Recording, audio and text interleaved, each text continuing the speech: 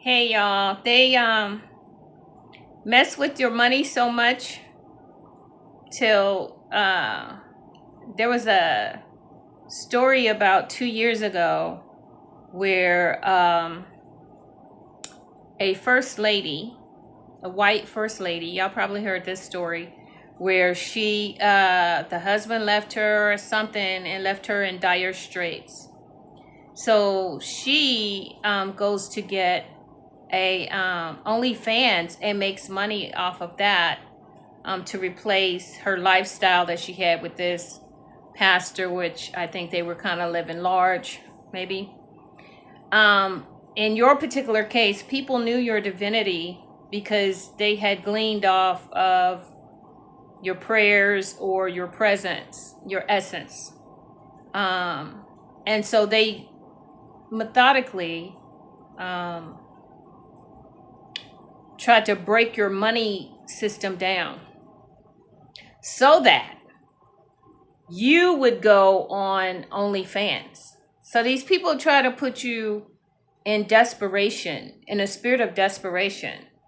But how many of you know that God has not given us a spirit of fear, but of love, power, and a sound mind?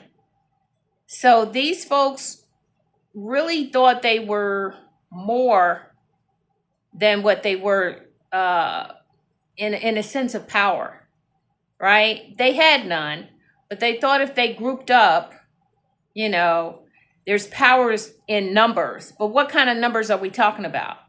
Numbers always speak, right? The math is always going to math because it's a perfect thing, the square root of, right? So they wanted to push you into being a prostitute, a whore, an OnlyFans to take away from you being divine.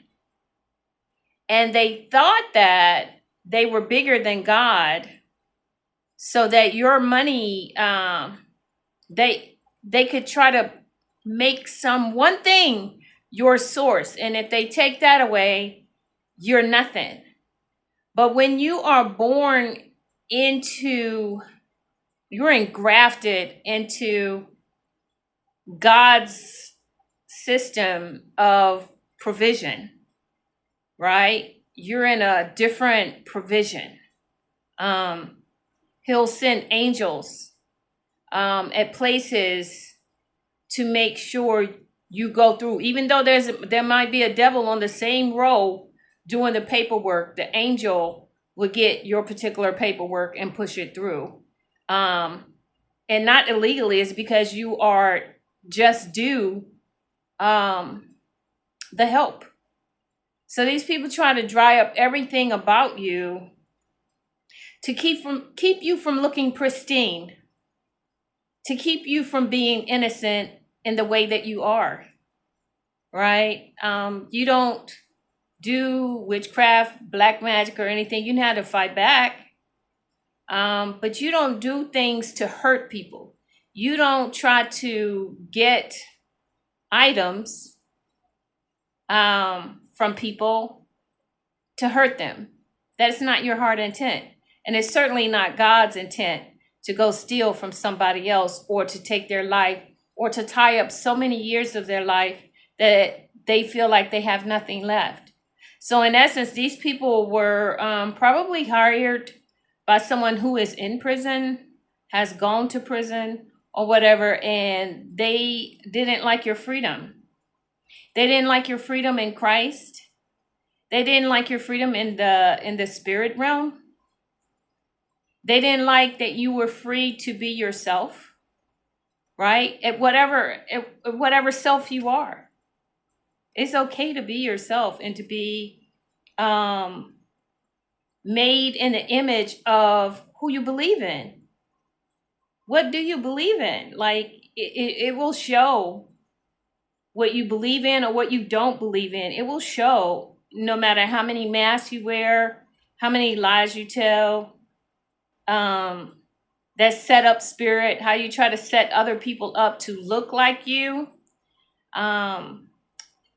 It always shows. The truth always comes out in the end.